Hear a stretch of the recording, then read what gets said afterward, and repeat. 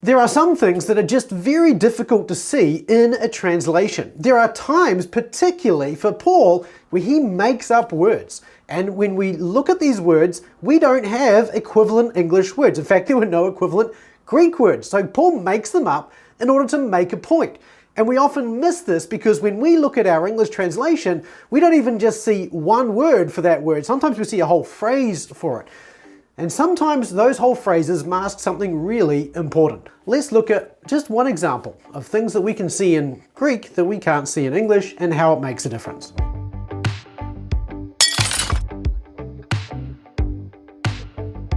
Hi, I'm Daryl Burling from Biblical Mastery Academy, here to help you with the tools, habits, and systems to learn to read the New Testament in Greek and the Old Testament in Hebrew as well. And if you're interested in any of that, learning to read and study the Bible in a lot more depth, go to bma.to and download the free starter language pack there to get you underway today, including the roadmap to mastery as well. So when Paul has fun with words, well, so too can we. But before we jump into the text and I walk you through this, let me just encourage you to have some fun with the like button. Now, the reason why is because, of course, it helps this video get found, but I don't know if you've noticed, but if you're watching this on mobile and you hit the like button now, you get sparkles. So you can have more fun with the like button now than you were able to just before. So go have fun with the like button, hit the like button below. And if you haven't already done so, hit the subscribe button and the notification bell as well. Let's get over into the text. So what we're going to be looking at here in the text is we're going to see a number of things. So for instance, here in chapter 1 of Ephesians, all of these are in Ephesians. And the point of what I'm saying to you here in the book of Ephesians is that by following the argument the author makes through the book of Ephesians, this is Paul, right, we're going to be able to better understand the concepts that he's trying to get across. And I'm going to bring all this together hopefully at the end. But let's start in Ephesians chapter 1 over here, where we see here he's talking about according to the working of the power of his might, which he worked in Christ. And actually even just in there, we see here that he's the working of the power of his might. This is the same root here we get as what we got here, which he worked in Christ, raising him from the dead and seating him at the right hand, his right hand in the heavenly places. Now, notice here we've got our finite verb, which he worked, right? And then we've got these two aorist participles telling us how he worked this power in Christ. And there's two things. First of all, he raised him from the dead, and he seated him at his right hand. Now, this is two examples of how God demonstrated his power in Christ. Now, get this though. That's not where this finishes. So if we go down here to chapter 2, verse 5, and when we were dead in trespasses, he made us alive, and we have to add the word us in here, he made alive together with Christ. By grace you are saved. Now this word here, notice here, we've got, this is one of these words that Paul is actually starting to make up here. He's made alive together. This sun on the beginning here, these first three letters here, this is where Paul is actually saying together with he made us alive. He made us alive together. And then we have to Christo with Christ, okay? So already we have Paul making up words to help us to understand what he's getting at. But get this, in verse 6, and he raised together and he seated together in the heavenly places in Christ Jesus. And again, you can see that this is exactly the same as what he just did in 1 verse 20 with Christ. He showed the power of God in raising Christ and in seating him at his right hand. And here he raised together and he seated together where? In the heavenly places in Christ. And the point of what Paul is trying to do here, and again, notice, even if we go back to 1 verse 20, we've got the same phrase, in the heavenly places, right? So he seated Christ at his right hand in the heavenly places.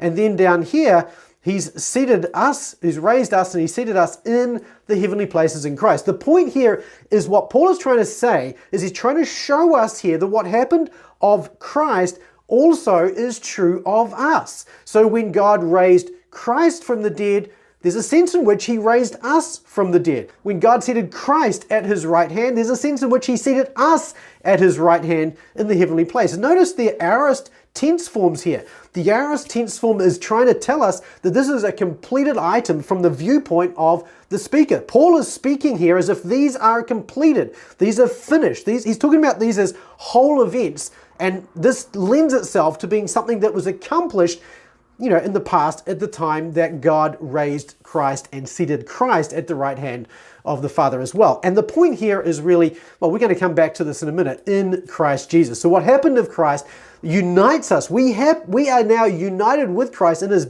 death, burial, his resurrection, and his exaltation to the right hand of the Father. And so Paul's making this clear by putting the sun preposition on the beginning of the same word he used of Christ back in 1 verse 20, and the same word he used here of seating Christ at the right hand of God.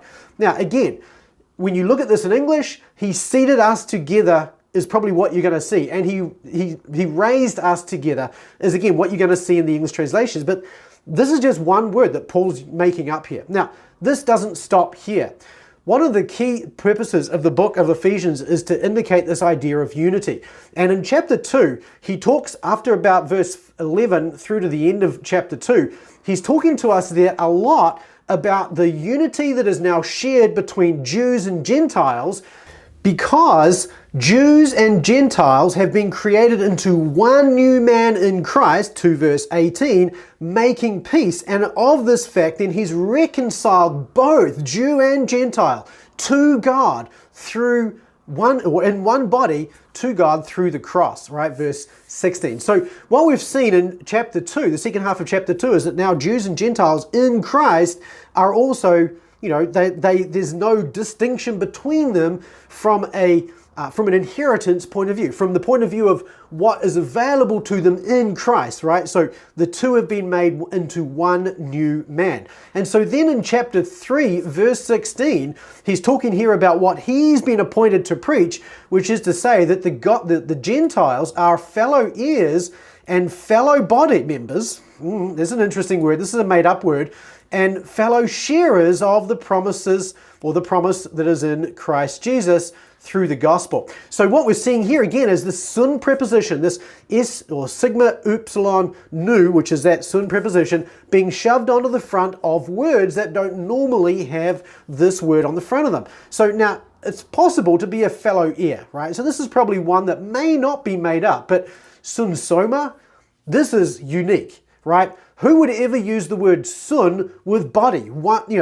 Together body? That's literally what this means. With body, together body. And same with this word. Metoka. Metoka on its own means a sharer. So fellow sharers, together sharers is the idea here. And so again, Paul is making these words up, adding the sun preposition on to make his point really clear. And again, the argument he's making here is that, and essentially we could look at this. Let me just change my screen here just a little bit so that you can see all three of these passages right next to one another here.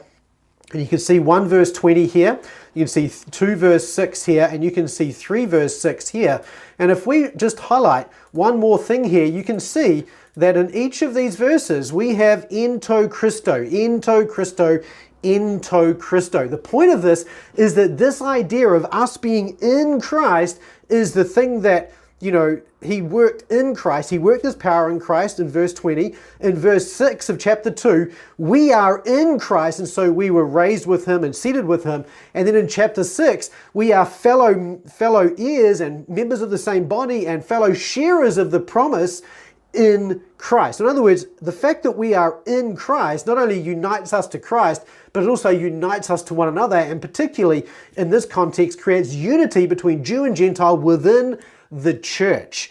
And that's the key point Paul's trying to make. And throughout the book of Ephesians, it's all about unity. And you can see through all of this that unity comes from our being in Christ and being united with Christ. So our union with Christ is the foundation of our union with one another. Now, if you are looking, particularly at chapter 3 here, and you're looking at English translations of this, you're going to see fellow heirs, and you might say, okay, maybe that's one word, and members of the same body. It doesn't say members of the same body, right? That's just the best circumlocution we can put together for this strange single word that Paul has made up. And fellow sharers, fellow participants, if you like, of the promise in Christ Jesus. So you can see here how Paul is making words up, and we can see between these, chapter 1 verse 20, chapter 2 verse 6, the addition of that sun preposition brings us to see our union with Christ. The second set of sun prepositions reminds us of what he's just done in chapter 2 verse 6, but then in the context helps us to understand that this is a union, if you like, or a togetherness we now have in the church between Jews and Gentiles. So this is how Paul uses words, makes words up, has fun with words to make the point of his book much clearer.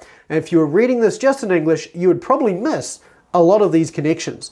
But if you're reading them in Greek, well, you can see them as you go through and carefully read the text. And that's what I want to encourage you to do. If you've never learned Greek before and you're interested in learning Greek so you can pick up little things like this in your own readings, then go to bma.to/Greek to download the starter kit and get underway today.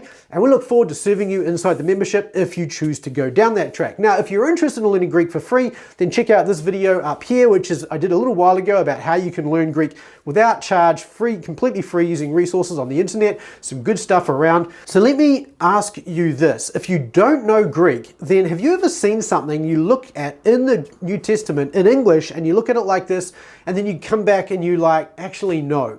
Because there's English connections that aren't necessarily there in the original, or that other commentators have never seen. Or perhaps if you do know Greek, have you seen times where you've seen connections like this and you've gone, hey, wow, that's really interesting. Leave a comment in the comment section below and let me know. I'd love to hear from you there. That's it for this video. Keep taking small, consistent steps toward mastery, and I look forward to seeing you in the next one. We'll see you there.